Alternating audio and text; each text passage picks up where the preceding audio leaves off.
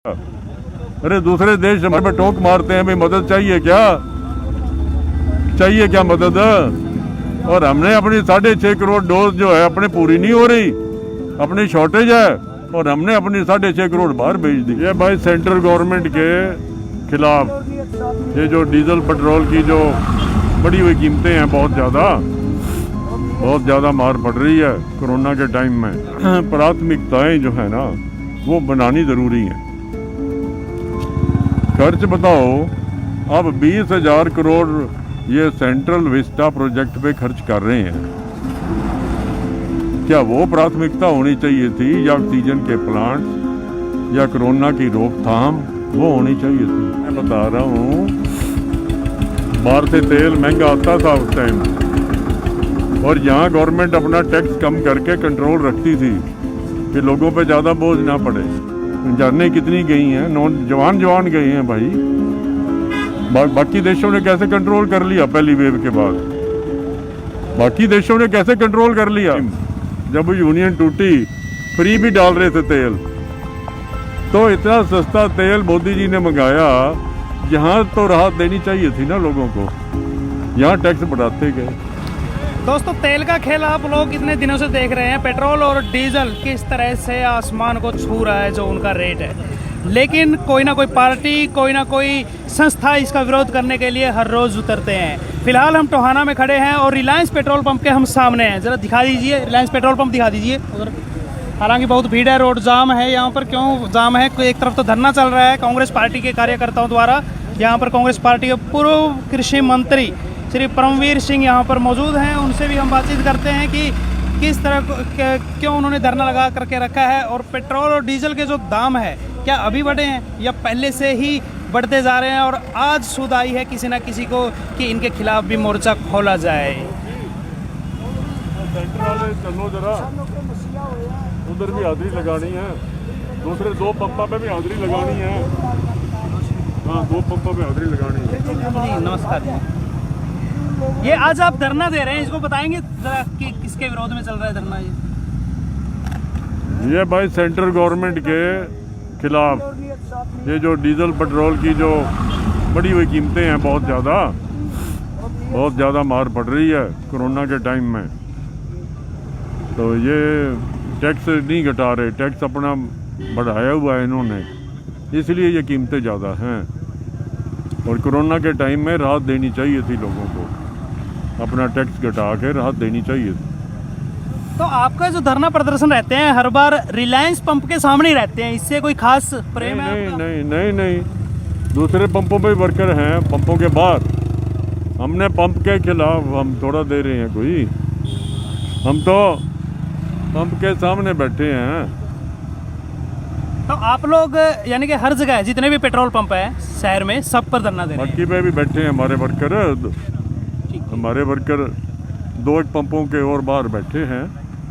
यही डीजल और पेट्रोल की जो सेंट्रल गवर्नमेंट द्वारा बढ़ी हुई कीमतें हैं उसके खिलाफ। तो आपकी कांग्रेस के कार्यकर्ता है सिर्फ, या फिर और कोई संगठन या कोई किसानों का? कांग्रेस पार्टी ऐसे है, कांग्रेस पार्टी का ये प्रोग्राम है, ये प्रोग्राम कांग्रेस पार्टी द्वारा है। बाकी कांग्रेस पार्टी भाई बिल्कुल किसानों के साथ है, कांग्रेस पार्टी, उसमें क्या है? तो आपको नहीं लग रहा कि कांग्रेस के टाइम में तेल ज़्यादा सस्ता था और अब बीजेपी टाइम में ज़्यादा महंगा? मैं बता रहा हूँ, बाहर से तेल महंगा आता था उस टाइम, और यहाँ गवर्नमेंट अपना टैक्स कम करके कंट्रोल रखती थी कि लोगों पे ज़्यादा बोझ ना पड़े। अभी उल्टा हुआ। अभी जब मोदी जी बने तो बाहर जो ओपेक यूनियन है, जो ऑयल प्रोड्यूसिंग कंट्रीज़ है, उनकी यूनियन है ओपेक, वो यूनियन टूट गई और ये तेल का रेट आ गया था $26 बैरल तक भी, 26 के 30 तक आ गया, सस्ता हो गया बिल्कुल। अमेरिका में उस टाइम जब यूनियन टूटी, फ्री भी डाल रहे थे तेल, तो इतना सस्ता तेल मोदी जी ने मंगाया। यहाँ तो राहत देनी चाहिए थी ना लोगों को, यहाँ टैक्स बढ़ाते गए। कोरोना महामारी आ गई, उसमें भी बढ़ाते गए, उसमें तो राहत देनी चाहिए थी ना। तो इसको आप सिर्फ हरियाणा स्टेट गवर्नमेंट को जिम्मेवार ठहरा रहे हैं, सेंट्रल गवर्नमेंट को? इसमें सेंट्रल गवर्नमेंट का टैक्स ज़्यादा है पेट्रोल डीजल पे। स्टेट गवर्नमेंट भी अपना टैक्स नहीं घटा रही, पर ज़्यादा टैक्स जो है सेंट्रल गवर्नमेंट द्वारा लगाया हुआ है, तो ही ये रेट इतने हैं। सर राजस्थान में भी पेट्रोल बहुत ज़्यादा महंगा है, वहाँ की स्टेट गवर्नमेंट है जो वहाँ पर भी ज़्यादा टैक्स ले रही है इसी हिसाब से। सेंट्रल गवर्नमेंट का है ना ज़्यादा टैक्स, तो स्टेट गवर्नमेंट का टैक्स कम होता है और ज़्यादा जो असर पड़ता है वो सेंट्रल गवर्नमेंट के टैक्स का पड़ता है रेट पे। तो सेंट्रल गवर्नमेंट का तो कहना है कि जो टैक्स लिया जाता है उस टैक्स से जो भी आमदनी होती है, जो कलेक्शन होती है, वो लोगों के स्वास्थ्य को लेकर के ले लीजिए या किसी और स्वास्थ्य के लिए सुन लो। अब आप ये बताओ भाई, क्या यहाँ सबको पता है भाई कोरोना की 3 वेव आ सकती हैं। ये पहले भी स्पेनिश फ्लू आया था, वो भी इसी फैमिली का था, कोरोना की फैमिली का। सार्स भी 2002 में सार्स भी आया। सबको पता है भाई इसकी 3 वेव आ सकती हैं।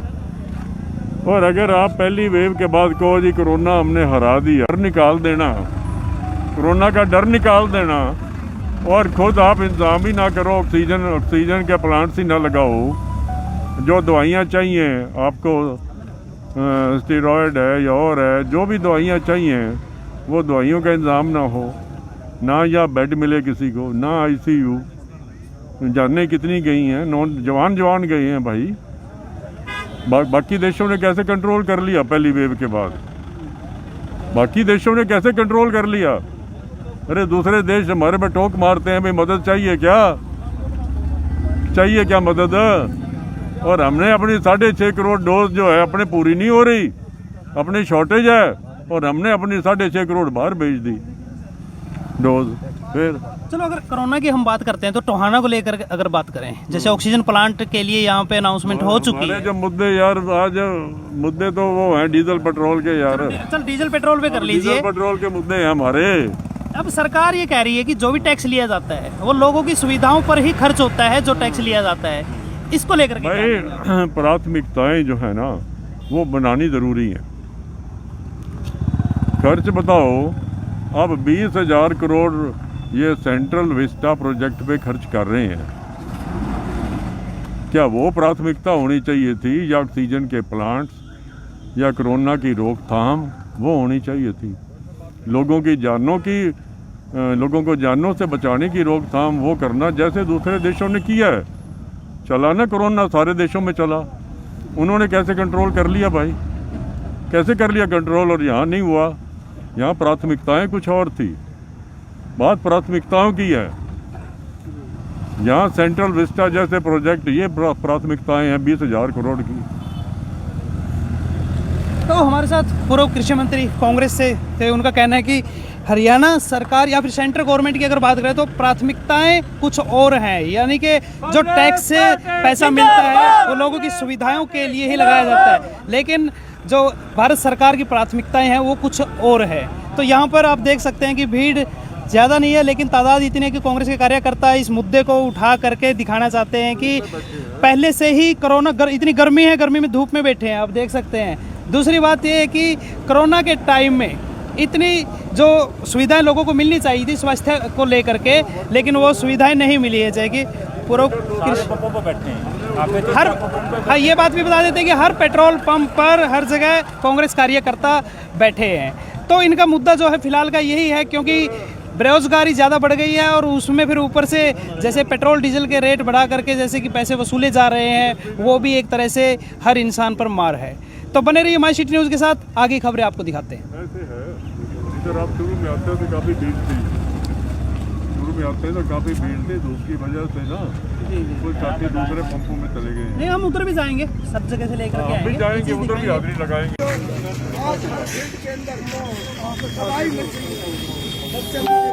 शिक्षा की बात ले लो, स्वास्थ्य की बात ले लो, आज हर फील्ड के अंदर दवाई मिलती है।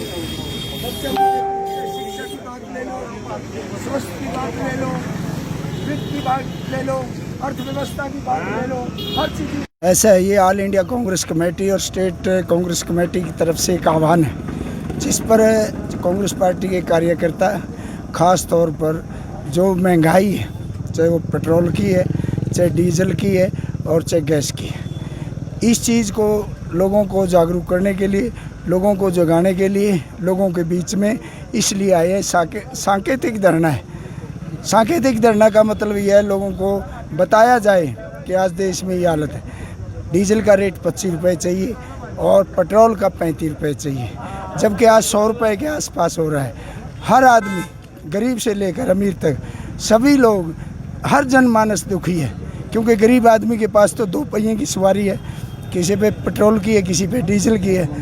किसान के पास ट्रैक्टर है, तो जो कारोबार करते हैं, ट्रक वाला है, ट्रैक्टर है, कैंटर है, ये जो कारोबार करनी है आदमी, ये डीजल है। अगर डीजल महंगा होगा, पेट्रोल महंगा होगा तो कारोबार नहीं कर सकते।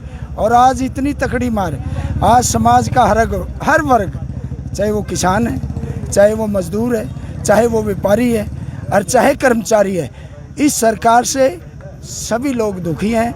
और इस सरकार की जितनी निंदा की जाए उतनी थोड़ी है। समझदार के लिए इशारा ही काफ़ी है। जब से इन्होंने इस देश में और प्रदेश में पदार्पण किया है, तब से लोग दुखी हैं। सबसे बड़ी होती है रोज़गार की बात।